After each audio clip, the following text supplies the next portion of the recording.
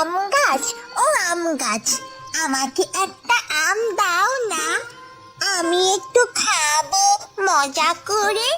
জানো তো আমাদের কোনো আম গাছ নেই। ঘরের মধ্য থেকে রতনের মা টুনটুনির এই কথাগুলো শুনতে পায়।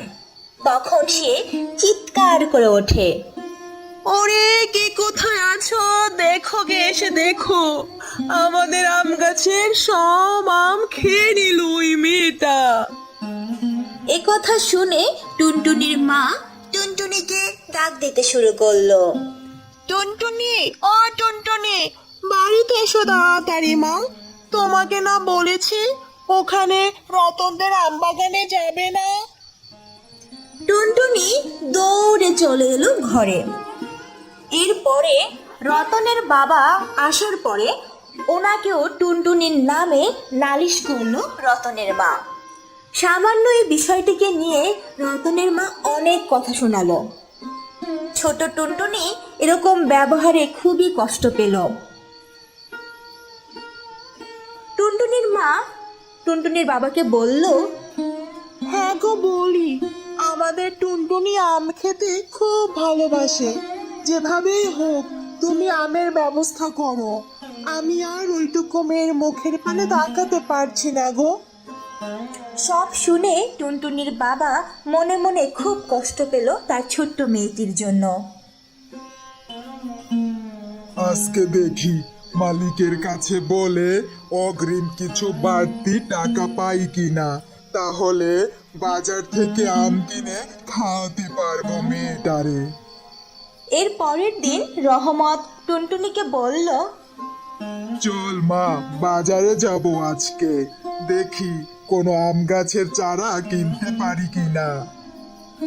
বাবা আর মেয়ে বাজারের পথে হেঁটে চলল।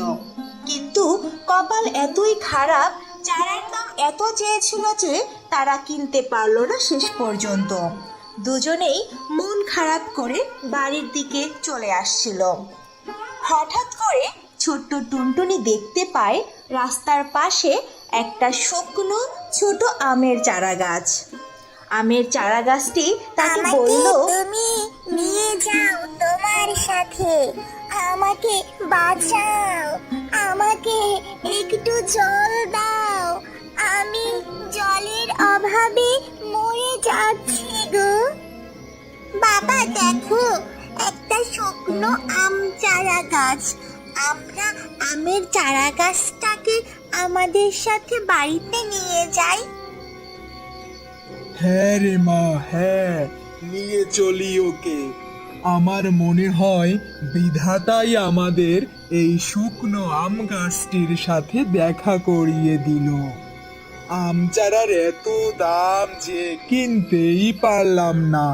চল মা, এই আম গাছটাকে নিয়ে যাই, যত্ন আত্তি করে জল দিয়ে দেখি গাছটাকে বাঁচিয়ে তুলতে পারি কিনা। একথা বলে বাবা আর মেয়ে ছোট্ট আম গাছটিকে বাড়িতে নিয়ে আসলো। অনেক যত্নে টুনটুনি ও তার বাবা আম গাছটিকে তাদের উঠোনের সামনে রোপণ করলো। টুনটুনি পরম আদরে তাতে জল দিল। এরপরে বেশ কিছুদিন কেটে গেল। ধীরে ধীরে ছোট্ট আম গাছটি বড় হতে শুরু করলো। ও আম গাছ, আম গাছ, তুমি কি আমাদের অনেক আম দেবে? বাড়ি আম দিব না, তুমি কি বলছো? আমাকে তোমরা এত যত্ন করে বাঁচিয়েছো, বড় করে তুলেছো, আমি তোমাদের আম দিব না, তা কি করে হয়? কিছুদিন পরেই আম গাছটি আমে ভরে গেল। সেই আম মজা করে খেলো টুনটুনি। পাশের বাড়ির রতনদেরও সেই আম দিয়ে আসলো।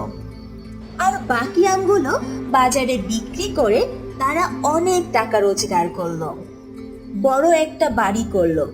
এভাবে ছোট্ট টুনটুনি তার আম গাছের আম পেয়ে খুব খুশিতে জীবন কাটাতে লাগলো।